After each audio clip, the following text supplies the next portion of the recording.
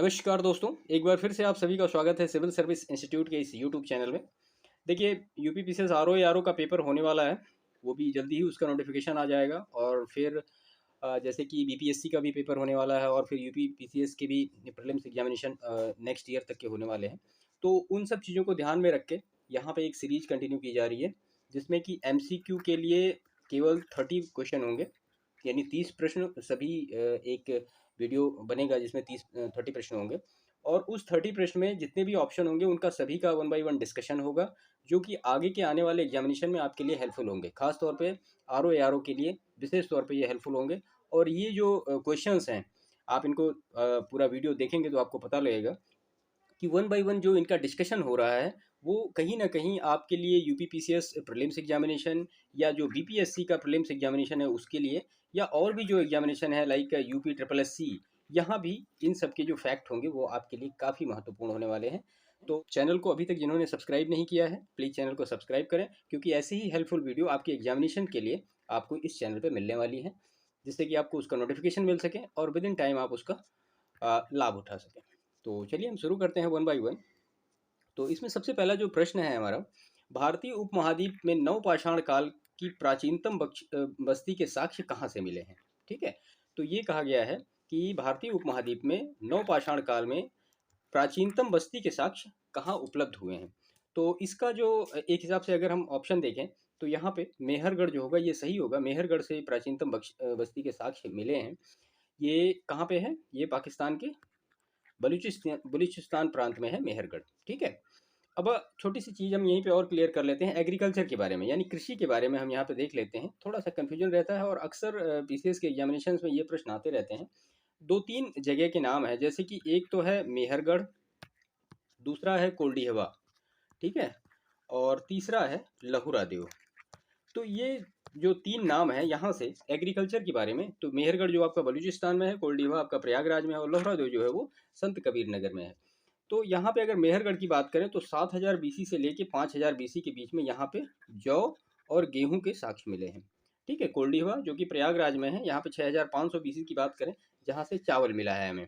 और लहुरा देव जो कि संत कबीर नगर में है, यहाँ पे 9000 बीसी में ये चावल मिला है। तो इस हिसाब से आप ये तीनों फैक्ट याद रखिएगा, जिसमें कि आपको एग्रीकल्चर में कहाँ पे चावल सबसे पुराना मिला है और कहाँ पे सबसे ज़्यादा पुराना जौ मिला है या गेहूँ मिला है। तो इन सारी चीज़ों को आप क्लियर कर लीजिएगा। ठीक है, अब अगर हम इसके दूसरे ऑप्शन की बात करें, बुर्ज होम। देखिए, बुर्ज होम जो है ये कश्मीर में है और एक नवपाषाणिक पुरास्थल है, जहाँ से क्या क्या मिला है? गर्तवास मिला है, यानी गड्ढा घर, और यहाँ से पशुपालन के भी साक्ष्य मिले हैं। ठीक है, नेक्स्ट ऑप्शन की अगर हम बात करें, कोल्डीहवा। कोल्डीहवा जो कि उत्तर प्रदेश में है, इलाहाबाद में, एक नवपाषाणिक स्थल है ये भी, जहाँ से चावल के साक्ष्य मिले हैं, हमने अभी देखा है, जो कि 6000 बीसी के आसपास पुराना है। तो यहाँ पे इस हिसाब से जो प्रश्न संख्या 1 है उसका उत्तर जो होगा वो होगा मेहरगढ़। बाकी सारे ऑप्शंस के बारे में आपने देखा कि बुरजहोम क्या है, कोल्डीहवा क्या है और मेहरगढ़ क्या है। आई होप ये सारी चीज़ें क्लियर हो गई होंगी। देखिए, एमसीक्यू को जब आप इस लेवल पे जाके पढ़ते हैं ना, तो ये आपको निश्चित ही एग्जामिनेशंस में इसी तरह से कहीं ना कहीं प्रश्न आ जाते हैं। अभी मान लिया इसमें पूछा गया कि मेहरगढ़ के बारे में आपको पूछा गया, हो सकता है बुर्जा होम के बारे में पूछ लिया। अब तो बुर्ज होम में गर्तवास है, पशुपालन के साक्ष्य मिले, तो ये सारी चीज़ें आप इस लेवल पर क्लियर करेंगे तो निश्चित ही आपको एग्जामिनेशन में काफ़ी हेल्प मिलेगी। आपको कोई दिक्कत नहीं आएगी प्रश्नों को हल करने में। हम देखते हैं प्रश्न संख्या 2। भारतीय राष्ट्रीय कांग्रेस के अध्यक्ष किस वर्ष बने? अब यहाँ पे ये पूछा गया है कि किस वर्ष बने, तो महात्मा गांधी जो है वो 1924 में बेलगाम अधिवेशन हुआ था, बेलगांव अधिवेशन। और ये भारतीय राष्ट्रीय कांग्रेस का 40वां अधिवेशन था और ये 40वें अध्यक्ष चुने गए थे महात्मा गांधी जी। ठीक है, थोड़ा सा और एडिशनल फैक्ट की बात करें तो 1923 में एक विशेष अधिवेशन हुआ था, जिसके अध्यक्ष कौन थे? अब्दुल कलाम आज़ाद सॉरी। और उसके बाद 1923 में ही 39वां 1923 में ही 39वां अधिवेशन हुआ था, जिसके अध्यक्ष थे मौलाना मोहम्मद अली। ये हुआ था काकीनाडा में। और 1922 की अगर हम बात करें तो 1922 में 38वां अधिवेशन हुआ था, इसके अध्यक्ष थे देशबंधु चितरंजन दास। ये अधिवेशन हुआ था गया में, जिनको CR दास हम कहते हैं। और अगर 1925 की बात करें तो 1925 में 41वां अधिवेशन हुआ था, जिसकी अध्यक्ष जो थी सरोजिनी नायडू थी, यानी जिनको हम प्रथम भारतीय INC महिला की अध्यक्ष कहते हैं। और ये कानपुर में हुआ था और ये 41वां अधिवेशन था INC का। ठीक है, तो इस हिसाब से आप प्रश्न संख्या 2 का 1924 बेलगाम अधिवेशन, ठीक है, ये बेलगाम कहाँ पे है, ये कर्नाटक में है, या बेलगांव जिसको हम कहते हैं। तो महात्मा गांधी केवल एक बार अध्यक्ष बने आईएनसी के, वो हैं 1924 में 40वें अधिवेशन के अध्यक्ष चुने गए हैं। तो आई होप ये प्रश्न क्लियर हो गया होगा और एवरी डायमेंशन से ये प्रश्न आपको क्लियर हुआ होगा। चलिए हम बढ़ते हैं नेक्स्ट प्रश्न की तरफ। निम्नलिखित में से किस सैंधव स्थल से R37 कब्रिस्तान के प्रमाण मिले हैं? तो यहाँ पे पूछा गया है कि R37 जो कब्रिस्तान है उसके प्रमाण किस सैंधव स्थल से मिले हैं। ठीक है, तो यहाँ पे इसका जो आंसर होगा वो होगा हड़प्पा। हड़प्पा से मिले हैं। देखिए, हड़प्पा के सामान्य आवास क्षेत्र के दक्षिण में एक कब्रिस्तान है जिसे हम क्या कहते हैं, R37 कब्रिस्तान नाम दिया गया है। सैंधव सभ्यता में लोथल से गोदीवाड़ा, मोहनजोदड़ो से कांसे की नर्तकी की मूर्ति और कालीबंगा से क्या मिला है, जुते हुए खेत मिले हैं। तो ये याद रखिएगा आप। लोथल से क्या मिला है, गोदीवाड़ा यानी डकवार्ड जिसको हम कहते हैं, और मोहनजोदड़ो से कांसे की नर्तकी की मूर्ति और कालीबंगा से जुते हुए खेत। तो ये सारे फैक्ट आप क्लियर रखिएगा, एग्जामिनेशन में मतलब पता नहीं कितनी बार पूछे गए हैं। मोहनजोदड़ो की अगर हम बात करें तो मोहनजोदड़ो को सिंधी भाषा का एक शब्द है जिसका अर्थ क्या होता है, मृतकों का टीला। इसकी खोज किसने की थी, राखल दास बनर्जी जी ने की थी और 1922 में। ये भी पूछा गया है। और ये कहाँ पे है, ये सिंधु नदी के तट पर है, पाकिस्तान में लरकाना जिले में। ठीक है, इसके बाद अगर हम लोथल की बात करें तो लोथल गुजरात में है, भोगवा नदी के तट पर है, ये एक पुरास्थल है। इसकी खोज किसने की थी, इसकी खोज की थी डॉक्टर SR राव ने। कब की थी, 1957 में। ठीक है, यहाँ पे एक बंदरगाह है या डकयार्ड है। उसके बाद इसमें कालीबंगा की बात करें तो कालीबंगा कहाँ पे है, ये राजस्थान में है। और इसकी खोज जो की थी वो की थी अमलानंद घोष ने 1953 में। और यहाँ से जुते हुए खेत के साक्ष्य मिले हैं। ठीक है, तो बाकी हड़प्पा के बारे में आपने देख ही लिया। तो ये प्रश्न संख्या 3 का यहाँ पे जो जवाब होगा वो होगा हड़प्पा। R37 जो कब्रिस्तान है वो कहाँ से मिले हैं, वो हड़प्पा से मिले हैं। तो आई होप प्रश्न संख्या 3 के सारे ऑप्शन क्लियर हो गए होंगे और प्रश्न भी आपको बेहतर समझ में आया होगा। हम देखते हैं प्रश्न नंबर 4। 1916 का लखनऊ समझौता महत्वपूर्ण था क्योंकि इसके बाद कांग्रेस ने किया था। तो 1916 का जो लखनऊ समझौता हुआ था उसके बाद कांग्रेस ने क्या किया था, तो उसके बाद कांग्रेस ने मुस्लिम लीग के साथ गठबंधन किया था। देखिए 1916 जो एक लखनऊ अधिवेशन हुआ था कांग्रेस का, ठीक है, इसमें क्या हुआ था, जो सूरत अधिवेशन हुआ था 1907 में, आपको याद आ रहा होगा, सूरत अधिवेशन में कांग्रेस का विभाजन हुआ था और उसी 1916 तक ये बना रहा। और 1916 में ही लखनऊ अधिवेशन में कांग्रेस के जो दो अलग अलग विभाजन हुए थे उनका एकीकरण हुआ, यानी जिसको हम गरम दल और नरम दल कहते थे, उनका एकीकरण हुआ। तो 1916 में कांग्रेस के अधिवेशन की अध्यक्षता किसने की थी, वो की थी अंबिका चरण मजूमदार ने।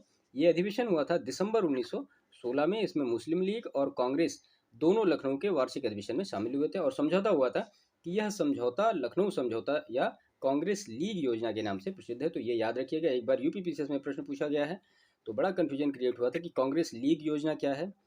लखनऊ समझौता तो समझ में आता है 1916 में हुआ, तो कांग्रेस लीग योजना 1916 ही है। और इसी अधिवेशन में बिहार के जो शुक्ल जी थे वो आए थे और गांधी जी को उन्होंने निमंत्रण दिया था कि वो चंपारण आए। उसके बाद फिर गांधी जी 1917 में चंपारण गए और फिर वहाँ पे उन्होंने चंपारण सत्याग्रह किया। उसके बाद की कहानी आप जानते हैं। ठीक है, तो यहाँ पे प्रश्न संख्या 4 का जो सही उत्तर होगा, मुस्लिम लीग के साथ गठबंधन हुआ था। क्लियर। इसके बाद नेक्स्ट प्रश्न है, निम्न में सत्य कथन का चयन कीजिए। अब आपको इसमें से दो कथन दिए गए हैं, आपको इसमें से चूज करना है कि सही कथन कौन सा है। ठीक है, तो इसमें जो पहला दिया गया है, सत्यलेखा पद्धति का, ये सत्यलेखा नहीं है, ये संलेखना है, संलेखना पद्धति। ठीक है, संलेखना पद्धति का उल्लेख जैन धर्म में है। और दूसरा है जैन धर्म के पुनर्जन्म और कर्मवाद में विश्वास करता है। तो ये दोनों चीज़ें कही गई कि जैन धर्म के बारे में, किया उसमें संलेखना पद्धति है और जैन धर्म जो है वो पुनर्वाद और कर्मवाद में विश्वास करता है। तो संलेखना जो पद्धति होती है वो जैन धर्म की पद्धति है जिसका अर्थ क्या होता है, उपवास द्वारा शरीर का त्याग। चंद्रगुप्त मौर्य ने यही किया था। जैन धर्म पुनर्जन्म एवं कर्मवाद में विश्वास करता है। उसके अनुसार क्या होता है, कर्म फल ही जन्म और मृत्यु का कारण है। ठीक है, जिसको हम जीव कहते हैं। तो कर्म फल जो होता है वही जन्म और मृत्यु का कारण होता है, और संलेखना पद्धति जैन धर्म से रिलेटेड है। इसका मतलब आपने उपवास द्वारा शरीर त्याग ये है, और पुनर्जन्म और कर्मवाद ये दोनों में विश्वास करता है जैन धर्म। आई होप आपको क्लियर हुआ होगा। तो इसके यहाँ पे 5 का जो होगा वो ऑप्शन सी करेक्ट होगा, ये दोनों ही। इसके बाद इसमें नेक्स्ट प्रश्न है, वायसराय लॉर्ड कर्जन के समय उग्रवाद के पनपने का मुख्य कारण था। क्या क्या मुख्य कारण था आपको बताना है ये। तो उसमें पहला दिया गया बंगाल का विभाजन, और दूसरा है प्राचीन स्मारकों के ये परीक्षण का अधिनियम, और तीसरा जो इसमें दिया गया है भुखमरी तथा अकाल का प्रसार, और चौथा जो दिया गया है तिब्बत का अभियान। ठीक है, तो इसमें चारों में से ये बताना है कि कौन सा कारण था जो कि बंगाल मतलब बंगाल में उग्रवाद के पनपने का मुख्य कारण था। ठीक है, तो हम इसके देखते हैं। देखिए, अगर इसमें थोड़ी डिटेल में हम जाएं तो 19 जुलाई 1905 को क्या हुआ था, बंगाल का विभाजन हुआ था।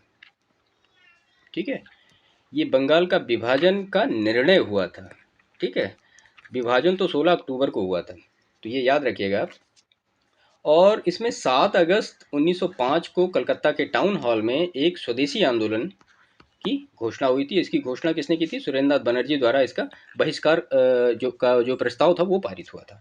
और 16 अक्टूबर 1905 को बंगाल का विभाजन लागू हुआ था। तो ये दोनों डेट आप याद रखिएगा, 19 जुलाई और 16 अक्टूबर। 19 जुलाई को निर्णय हुआ बंगाल विभाजन का, और 16 अक्टूबर 1905 को बंगाल विभाजन लागू हो गया।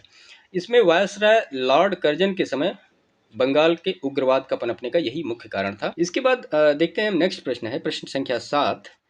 निजामुद्दीन औलिया ने मोहम्मद बिन तुगलक के बारे में कहा था दिल्ली अभी दूर है। ठीक है, और इसके बाद इसका दूसरा ऑप्शन दिया गया है कि जौना खां जो है गयासुद्दीन तुगलक के बचपन का नाम था। तो देखिए, निजामुद्दीन औलिया ने गयासुद्दीन तुगलक के बारे में ये कहा था कि दिल्ली अभी दूर है। ठीक है, क्योंकि गयासुद्दीन जो था वो बंगाल के अभियान पर था, और पीछे शहजादे जो थे जौना खां, जिसको हम मोहम्मद बिन तुगलक कहते हैं, गयासुद्दीन तुगलक के बचपन का नाम नहीं है, वो मोहम्मद बिन तुगलक के बचपन का नाम है, तो वो उसके खिलाफ था। मोहम्मद बिन तुगलक गयासुद्दीन के खिलाफ था, इसीलिए निजामुद्दीन औलिया ने ये सारा कहा था। तो यहाँ पे आई होप आपको दोनों ऑप्शन क्लियर हो गए होंगे। तो सातवें का जो यहाँ पे ऑप्शन होगा ये होगा डी। ठीक है, तो मोहम्मद बिन तुगलक के बारे में नहीं कहा था उसने, गयासुद्दीन तुगलक के बारे में कहा था, और जौना खां जो नाम था ये मोहम्मद बिन तुगलक का था। तो ये दोनों स्टेटमेंट थोड़े इधर उधर हैं, तो उसके बाद वो सही हो जाएंगे, इसी वजह से इसको ऑप्शन डी मिला। इसके बाद इसका नेक्स्ट प्रश्न है, सविनय अवज्ञा आंदोलन की शुरुआत के पहले वायसराय को गांधी जी की 11 सूत्री चेतावनी दी गई थी। इन चेतावनियों के संबंध में क्या सही है? तो ये चेतावनियों के बारे में सही क्या पूछा गया है? रुपया डॉलर विनिमय दर को कम करना, दूसरा था भू राजस्व में 50% की कमी करना, और राजनीतिक कैदियों को रिहा करना। तो ये 3 ऑप्शन दिए गए हैं, इसमें से पूछा गया है कि क्या सही है। ठीक है, देखिए, अब सविनय अवज्ञा आंदोलन की अगर बात आ गई तो सविनय अवज्ञा आंदोलन शुरू कब हुआ था? 1930-31 में। इसके प्रारंभ करने से पूर्व गांधी जी ने सरकार से एक बार समझौता करने का प्रयास किया था, बट गांधी जी ने यंग इंडिया में एक लेख लिखा। यंग इंडिया किसका लेख है? ये गांधी जी का है। और न्यू इंडिया किसका है? वो इनी बेसेंट का है। तो ये दोनों अंतर आप याद रखिएगा। यंग इंडिया में एक लेख प्रकाशित करके उसमें 11 सूत्री मांग जो थी अपनी वो रखी थी, और इन मांगों को स्वीकार या अस्वीकार करने के लिए टाइम दिया था एक 31 जनवरी 1930 तक का, जो कि सरकार के द्वारा अस्वीकार कर दिया गया था। तो यहाँ पे ऑप्शन जो होगा वो बी करेक्ट होगा। भू राजस्व में 50% की कमी करना ये था, और राजनीतिक कैदियों को रिहा करना, रुपया डॉलर विनिमय दर को कम करना, इससे कोई रिलेशन नहीं था। तो यहाँ पे ऑप्शन बी जो होगा ये करेक्ट होगा। 2 और 3 जो था ये सही था। ठीक है, तो आई होप आपको क्लियर हो गया होगा ये। इसके बाद हम नेक्स्ट प्रश्न देखते हैं। इसमें कथन दिया गया है और कारण दिया गया है। इसमें लिखा है, लॉर्ड विलियम बेटिंग ने सती प्रथा का अंत किया, और कारण उसका है राजा राम मोहन राय ने इसकी अगुवाई की थी। ठीक है, तो 1829 की धारा 17 के अनुसार लॉर्ड विलियम बेंटिंक ने सती प्रथा का अंत कर दिया था, और बेंटिंक ने इस अधिनियम को पास करने में महत्वपूर्ण भूमिका उसने निभाई थी। जबकि इस अधिनियम की अगुवाई भारतीय राष्ट्रवाद के पिता कौन थे? राजा राम मोहन राय, उन्होंने किया था। तो यहाँ पे ऑप्शन ए करेक्ट होगा। ए सही है, सॉरी, ए और आर दोनों सही है, और आर ए को करेक्ट एक्सप्लेन कर रहा है। नेक्स्ट प्रश्न है, ये दो सूचियाँ दी गई हैं, इसको सुमेलित करना है कि कौन सी सूची किससे सुमेलित है। तो ये प्रश्न संख्या आपकी 10 है। इसमें पहला तो दिया गया है राम प्रसाद बिस्मिल। राम प्रसाद बिस्मिल लाहौर षड्यंत्र है, षड्यंत्र। और उसके बाद फिर ऑप्शन दिए हैं सूर्यसेन। सूर्यसेन किससे रिलेटेड इसमें दिया गया है, जो काकभरी षड्यंत्र। अरबिंदो घोष जो है वो चटगांव शस्त्रागार है। और भगत सिंह जो है अलीपुर, ये मामला है। तो ये सारा किससे रिलेटेड है, तो हम आइए इसका एक्सप्लेनेशन वन बाय वन सारा देखते हैं।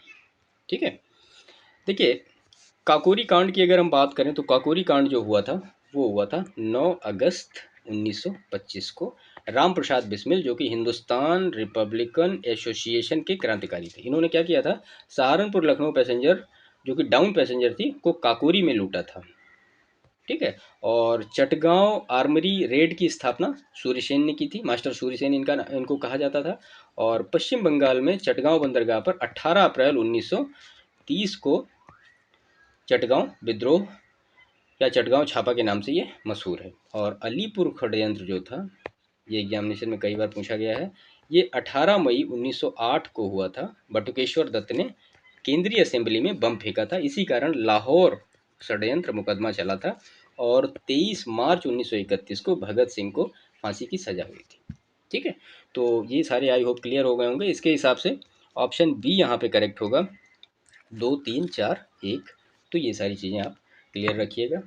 ठीक है, और अभी उत्तर प्रदेश सरकार ने काकोरी षड्यंत्र जो है उसका नाम बदल दिया है। तो आप अगर जानते हो तो उसके बारे में कमेंट करिए कि उसका नाम उत्तर प्रदेश सरकार ने किया क्या है। नेक्स्ट प्रश्न है इसमें, जियाउद्दीन बर्नी के विषय में निम्नलिखित कथनों पर विचार कीजिए।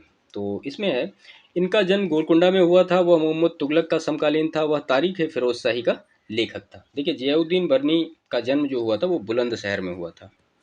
ठीक है, और बर्नी मोहम्मद बिन तुगलक के नदीम जिंदादिल साथी के पद पर रहे, किंतु फिरोज शाह तुगलक के दरबार में रहकर इन्होंने तारीख फिरोज शाही तथा फतवा ए जहांदारी लिखी थी। तो यहाँ पे इसका जो ऑप्शन होगा वो होगा बी, केवल 2 और 3 सही है। इनका जन्म गोलकुंडा में नहीं, इनका जन्म बुलंदशहर में हुआ था। तो ये आपको क्लियर हो गया होगा। इसके बाद नेक्स्ट प्रश्न हम देखते हैं, निम्नलिखित अधिनियमों में से किस अधिनियम के फलस्वरूप बर्मा भारत से अलग हुआ। तो देखिए भारत सरकार अधिनियम, कहीं कहीं लिखा रहता भारत शासन अधिनियम, तो वो गलत है। भारत सरकार अधिनियम 1935 के अनुसार बर्मा तथा आदन को भारत के शासन से पृथक कर दिया गया और सिंध और उड़ीसा नाम के दो नए प्रांत बनाए गए। उत्तर पश्चिम सीमा प्रांत को गवर्नर के अधीन रखा गया और केंद्र या संघीय सरकार के लिए द्वैध शासन की व्यवस्था की गई। और भारत में एक संघीय न्यायालय की स्थापना की गई 1935 के अधिनियम से।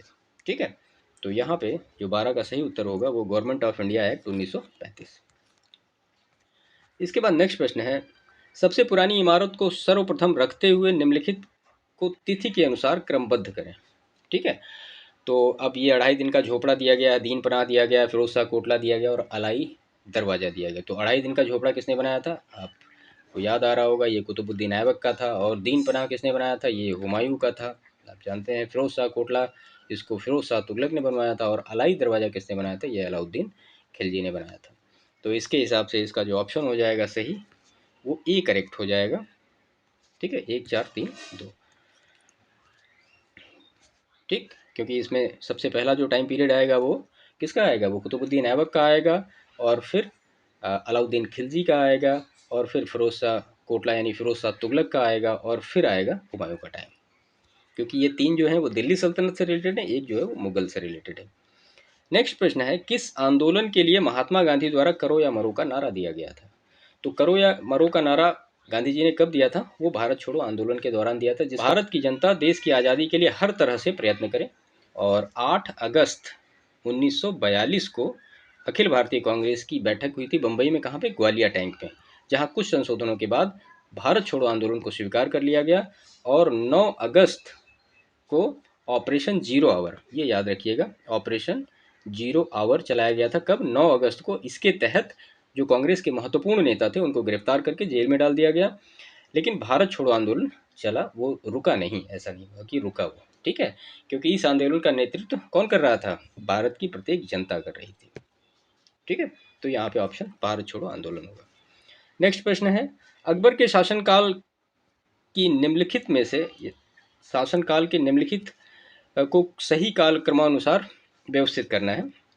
तो प्रांतों का गठन कब हुआ, घोड़ों को दागना कब हुआ और मनसबदारी प्रथा कब हुआ, और इसके बाद इसमें जजिया की समाप्ति कब हुई। ठीक है, तो ये सारे ऑप्शन दिए गए हैं, इसमें कैसे कैसे होंगे। तो देखिए, अकबर में जजिया की समाप्ति जो की थी सबसे पहले की थी 1564 में। उसके बाद फिर घोड़ों को दागना शुरू हुआ 1574 में, और उसके बाद फिर प्रांतों का गठन किया अकबर ने 1580 में, और उसके बाद मनसबदारी व्यवस्था का प्रचलन आया 1575 में, जो कि 1580 में काफ़ी विस्तृत रूप में आगे बढ़ी। ठीक है, तो इसके अकॉर्डिंग आप ये सारी चीज़ें मैच कर लीजिएगा। ऑप्शन यहाँ पे जो बी करेक्ट हो जाएगा, 4 2 3 1। इसके बाद नेक्स्ट प्रश्न है, इसमें प्रश्न संख्या 16, निम्नलिखित में से विशाख दत्त के प्राचीन नाटक मुद्रा राक्षस की विषय वस्तु है। तो मुद्रा राक्षस की विषय वस्तु क्या है। देखिए, विशाख दत्त के प्राचीन भारतीय नाटक मुद्रा राक्षस की विषय है जो है वो चंद्रगुप्त मौर्य के समय राज दरबार में दुराभिसंधियों के बारे में ये मुद्रा राक्षस की डिटेल दी गई है। इसमें चंद्रगुप्त मौर्य और उसके प्रधानमंत्री कौन, चाणक्य, द्वारा अखंड भारत के निर्माण के स्वप्न को पूरा करने के लिए घनानंद को हराने के षड्यंत्रों व तत्कालीन समाज की राजनीतिक, आर्थिक और सामाजिक गतिविधियों का उल्लेख है। तो मुद्रा राक्षस किसने लिखी, ये विशाख दत्त ने लिखी, और ये किससे रिलेटेड है, तो ये सारी चीज़ आप आई होप क्लियर समझ गए होंगे। इसके बाद नेक्स्ट प्रश्न है, निम्नलिखित कथनों पर विचार कीजिए। इसमें दो कथन दिए गए हैं। अथर्ववेद में सभा व समिति को प्रजापति की दो पुत्रियां कहा गया है, और दूसरा है उत्तर वैदिक काल में ही मिलता है।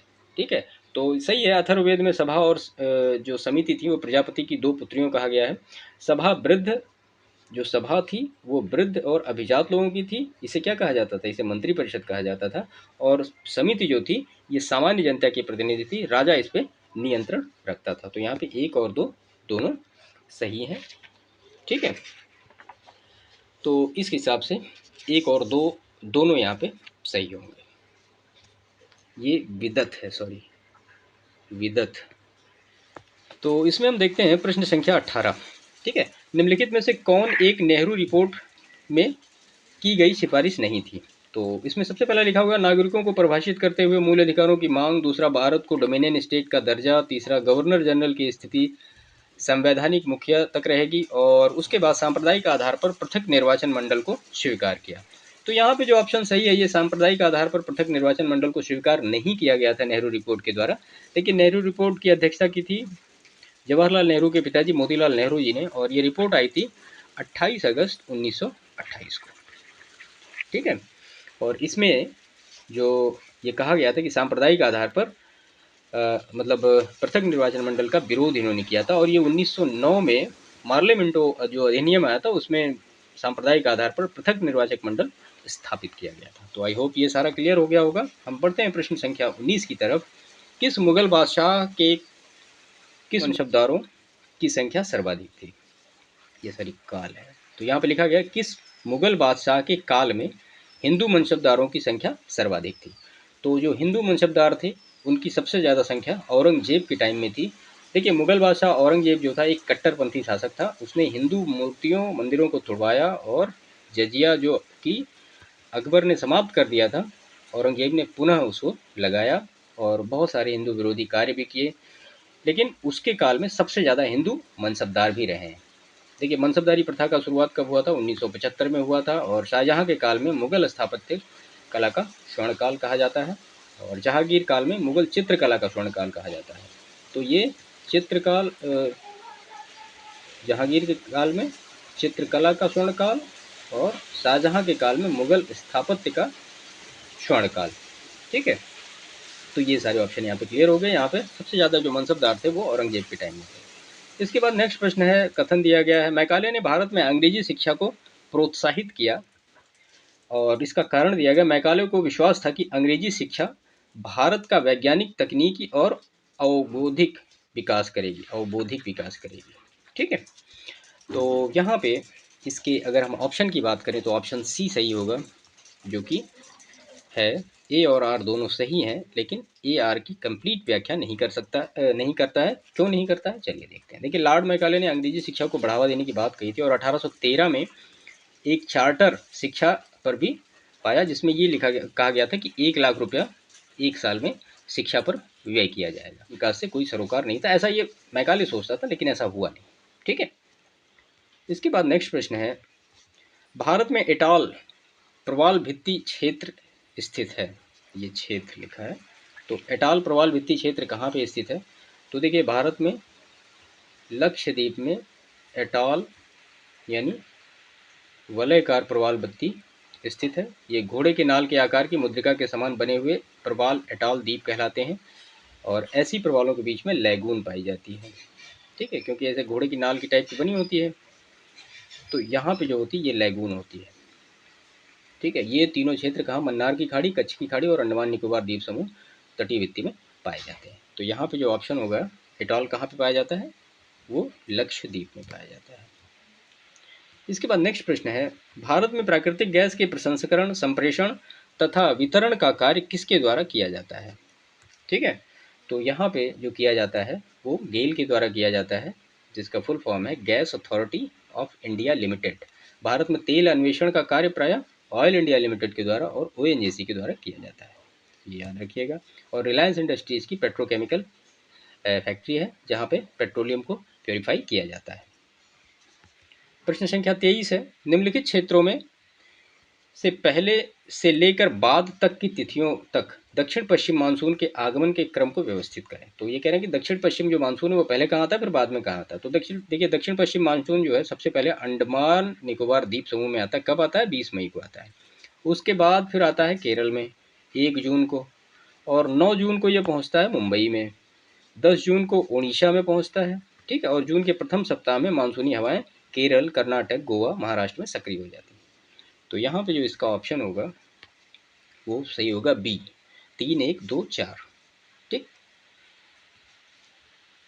3, 1, 2 और 4 सबसे बाद में उड़ीसा में पहुँचता है, उसके बाद फिर बिहार और उत्तर प्रदेश का नंबर आता है। इसके बाद नेक्स्ट प्रश्न है, निम्नलिखित में से कौन से कारक भारतीय मानसून को प्रभावित करते हैं? ITCZ, jet stream, El Nino और ला नीनो। इसमें से कौन सा ऐसा कारक है जो मतलब भारतीय मानसून को प्रभावित करता है? तो देखिए भारतीय मानसून को प्रभावित करने वाले प्रमुख कारणों में से क्या क्या है? ITCZ है, उसके बाद फिर जेट स्ट्रीम है, और उसके बाद फिर हेडली जो चक्र वो है, दक्षिणी वाकर है, अल नीनो, ला नीनो, ये सभी हैं। तो यहाँ पे ऑप्शन जो हो जाएगा वो आपका डी हो जाएगा। तिब्बत के पठार पे देखिए ऊपर से चलने वाली जेट जो होती है तिब्बत के पठार पर लगभग 20 से 25 किलोमीटर ऊपर, वो जो होती है उसको जेट स्ट्रीम हम कहते हैं, और इसका प्रभाव भी भारतीय मानसून पे पड़ता है। अल नीनो ला नीनो के सक्रिय होने पर भारतीय मानसून क्रमशः नकारात्मक, यानी अल नीनो होने पर नकारात्मक और ला नीनो होने पर सकारात्मक प्रभाव डालता है। तो यहाँ पे ऑप्शन डी करेक्ट होगा। नेक्स्ट प्रश्न है, भारत का तमिलनाडु राज्य अपनी अधिकांश वर्षा मानसून की किस शाखा से प्रदान करता है? तो जो भारत का तमिलनाडु राज्य अपनी अधिकांश वर्षा उत्तर पूर्वी मानसून से प्राप्त करता है, यानी लौटते हुए मानसून से प्राप्त करता है। शीत ऋतु में उत्तर पश्चिम भारत में उच्च दाब का निर्माण होता है एवं वहां से पवनें निम्न दाब के क्षेत्र की ओर चलने लगती हैं। इसे शीतकालीन मानसून के नाम से जाना जाता है, और इसी मानसून से तमिलनाडु राज्य का अधिकांश तटीय क्षेत्र वर्षा होती है वहाँ पे। ठीक है, तो यहाँ उत्तर पूर्वी मानसून होगा ऑप्शन। नेक्स्ट प्रश्न है, जलोढ़ मृदा प्रायद्वीप प्रदेश के पूर्वी तट की नदी डेल्टाओं और नदी घाटियों में पाई जाती है। दूसरा है, जलोढ़ मृदा में पोटाश की मात्रा अधिक पाई जाती है। और तीसरा है, प्रतिवर्ष बाढ़ों के द्वारा निक्षेपित होने वाली नई जलोढ़ मृदा को खादर कहते हैं। देखिए जलोढ़ मृदा या एलुवियल सॉइल प्रायद्वीपीय प्रदेशों के पूर्वी तट के नदियों के डेल्टाओं और नदी घाटियों में पाए जाते हैं। ठीक है, जलोढ़ या दोमट मृदा भारत को सर्वाधिक क्षेत्रों में विशेषतः उत्तरी मैदानों के नदी घाटियों में पाई जाती हैं। इस मिट्टी में क्या क्या पाया जाता है? तो इस मिट्टी में पोटाश पाया जाता है, फॉस्फोरिक अम्ल पाया जाता है, चूरा, और उसके बाद जैविक पदार्थ जो होते हैं प्रचुर मात्रा में पाए जाते हैं। तो यहाँ पे ऑप्शन जो होगा वो डी सही होगा, यानी सारे ही सही हैं। इसके बाद नेक्स्ट प्रश्न है, गेहूं की फसल के संबंध में निम्नलिखित में से कौन सा कथन सत्य है? 2 कथन दिए गए, इसमें से ये पूछा गया कि कौन सा कथन सत्य है। पहला कथन दिया गया है, इस फसल को उगने के लिए सामान्य रूप से वितरित 50 से 75 सेंटीमीटर वार्षिक वर्षा की आवश्यकता होती है। और दूसरा, उत्तर पश्चिम भारत में गंगा सतलुज के मैदान प्रमुख गेहूँ उत्पादक क्षेत्र हैं। तो देखिए गेहूँ भारत की क्या है, दूसरी सबसे महत्वपूर्ण फसल है। पहली सबसे महत्वपूर्ण फसल क्या है? चावल है, जो देश के उत्तर और उत्तर पश्चिम भागों में उगाई जाती है। इसे क्या कहते हैं? इसे रबी की फसल के अंतर्गत रखा जाता है, और शीत ऋतु में पकने के समय खिली धूप की आवश्यकता होती है। इसे उगाने के लिए 50 से लेकर 75 सेंटीमीटर तक की वार्षिक वर्षा की आवश्यकता होती है।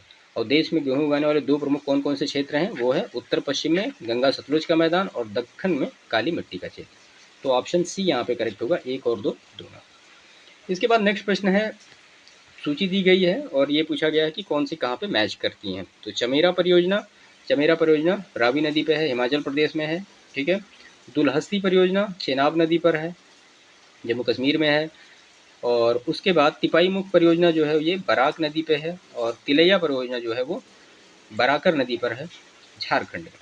ये बराक नदी कहाँ पे, ये मणिपुर में, ठीक है। तो इसके अकॉर्डिंग आप इसके आंसर को सेटअप कर सकते हैं। इसके बाद नेक्स्ट प्रश्न है, 2 सूची दी गई है और ये पूछा गया है कि कौन सा इसमें मैच कर रहा है।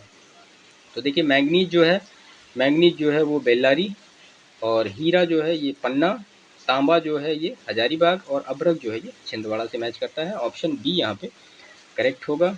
उसके बाद प्रश्न नंबर 30 है, और इस सेक्शन का जो होगा वो लास्ट पार्ट होगा। देखिए कवास कहाँ से रिलेटेड है, ये गुजरात से रिलेटेड होगा। औरैया कहाँ से रिलेटेड है, उत्तर प्रदेश से रिलेटेड है। कैथलगुड़ी कहाँ पे है, ये असम में है। और मैथान कहाँ पे है, ये बिहार, ठीक है। तो इस हिसाब से इसका ऑप्शन जो करेक्ट होगा वो होगा ऑप्शन नंबर सी, ठीक है। तो ये कुल मिला के 30 प्रश्न थे जिनका हमने डिस्कशन यहाँ पे किया है। तो ऐसे ही 30 प्रश्न के डिस्कशन हम इसको करते रहेंगे, और इसमें जितने भी ऑप्शन होंगे उन सभी का डिस्कशन 1 बाय 1 होगा। तो आप एक एनलार्ज लेवल पे तैयारी कर पाएंगे, उनको बेहतर तरीके से समझ पाएंगे।